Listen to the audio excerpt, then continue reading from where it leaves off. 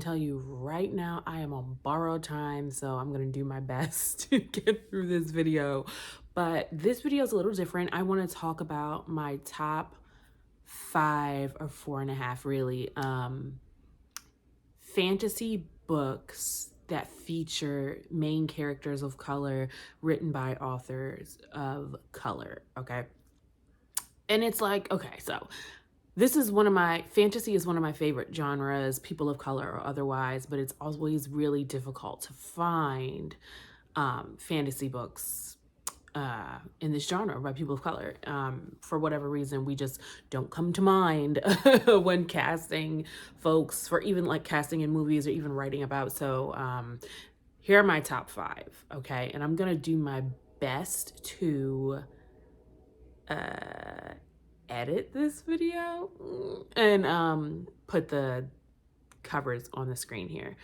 The first one I already have a review on my page. It's part of a series by, oh, I really don't know how to say her first name, Zoraida Cordova, and that is Labyrinth Lost. It is from a Latinx point of view. The story is about a bruja who doesn't like her powers, tries to get rid of them, it goes wrong, and then her family gets kidnapped and she has to by a demon and she has to figure out a way to get them back. I have a full review on that book on my channel if you want to check that out. And she has 2 other books in this series that are from the main character's perspective, and that is Bruja Born and Wayward Witch. I haven't read those yet, but I'm sure that they are great. The next book that I want to talk about that I loved is called Mexican Gothic. I loved that book. Someone suggested it to me and they said that it was like a horror book. And maybe I don't know what horror is, but I didn't find it horrifying or like spooky. I just didn't. It's from, again, Latinx point of view. The main character is Mexican, and she is going to like save her sister who they think is being abused by a family that she married into.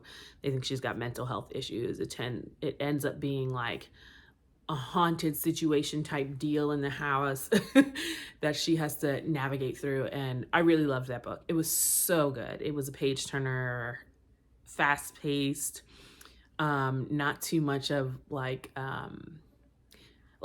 authors always find a reason to put, I think I said this in another video, authors always find a reason to put like a love line in there. This one wasn't that deep. It was very much plot, which I personally really loved.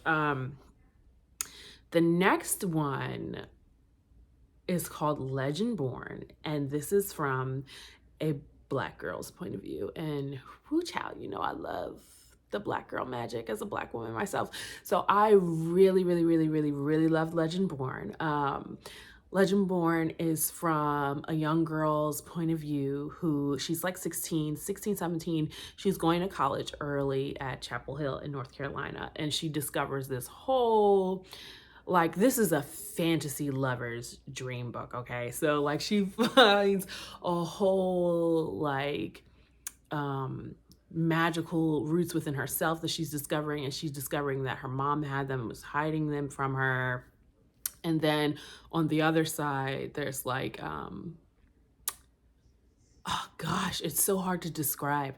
It's like, she meets up with other magical people, but she doesn't realize that there are magical people of color, but all the other people are white. So she's finding her identity as a magical person of color who uses like root magic, which I love as a plant mom. You know I love the plant stuff, girl. So there's that root magic and her, you know, her Black magic, but then she's also like in love with and encountering like white magic.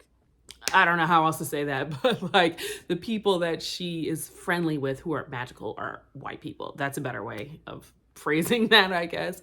And they are like descendants of King Arthur, which is really cool the way the author weaves it in. The author's name is Tracy Denon. And the follow-up to this book, Blood Marked, isn't out yet, but I am so excited to read it when it comes out. I want to say it comes out in November, so next month, which it feels far away, but that's next month. So that's Legendborn. I'm definitely going to read Bloodmarked. And then the fourth book that I want to recommend is called This Poison Heart.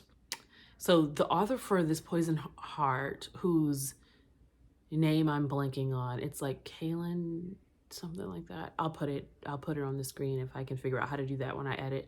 Kaylin Brennan, maybe. She also writes Cinderella is Dead, which was phenomenal. I loved Cinderella is Dead, which also has a fantasy aspect to it.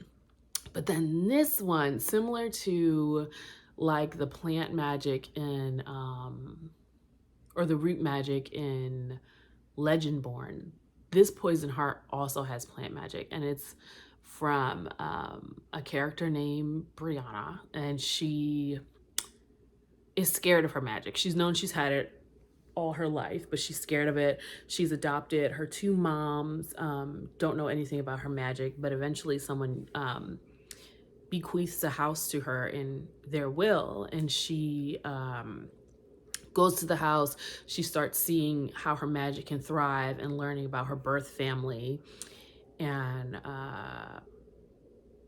she explores like a poison garden. Now, for a plant lover as well, like I'm like listening to the book. I listened to all of these, you know, I love Audible.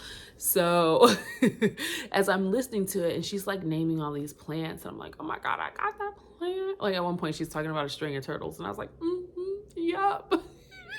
So love that aspect of it. But then there's like a mythical magical element of like she finds this like heart, like a heart that looks like a plant, and she's got to figure out what that is, and you go through the motions with her as she figures out what that is and what happened to her birth family. And at the end of the book, this one ends on a seriously good cliffhanger, so kudos to the author. And it's like mystical goddesses come, and like her mom ends up, spoiler alert, her mom ends up passing at the end, and this mystical woman comes back to like give her another quest or challenge to get her mom back, essentially, which is rolls into the 0.5 book that I say. So that was book 4, and this is, when I said 4.5 books, this is 0.5. So the follow-up to that did come out, which was called This Wicked Fate, and it also is super fantasy, but to the point that I felt like it was too much fantasy. So the follow-up ends up being,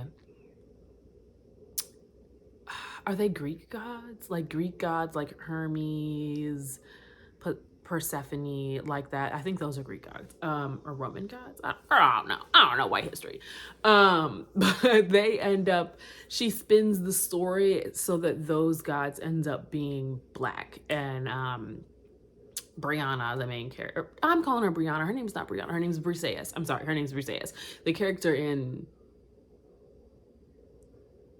Legendborn is Brianna. That's Brianna. This is Briseis.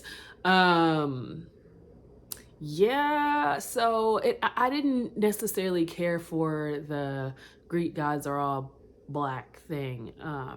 It was still a good book, which is why I gave it a 0.5. It kind of counts, but lots of fantasy there. I think I would have preferred like a new storyline of like black gods. Like, I don't need Hermes in my life, girl. I don't need Hermes, or, you know, I didn't need that in my life. But it was still really good, and you got to get to the conclusion of what happens to Briseis's mom, and then of course that one has also other characters who have magical powers. So definitely still worth a read. Wasn't as good as This Poison Heart in my opinion, but it was still really good. And those are my top 4.5 POC fantasy books. Let me know if you've read any of them, and or what you thought of This Wicked Fate. I would love to know. I'm in a book club, and we all kind of were at the consensus of it was good, but it wasn't This Poison Heart, which is understandable. It was a tough act to follow. So yeah, let me know what you think about that, and I am going to figure out how to edit those. Aren't we doing big things? Subscribe to my channel, share my videos with all your friends. I want to get my subscribers up and my view count up, so Help me out. Thanks, bye.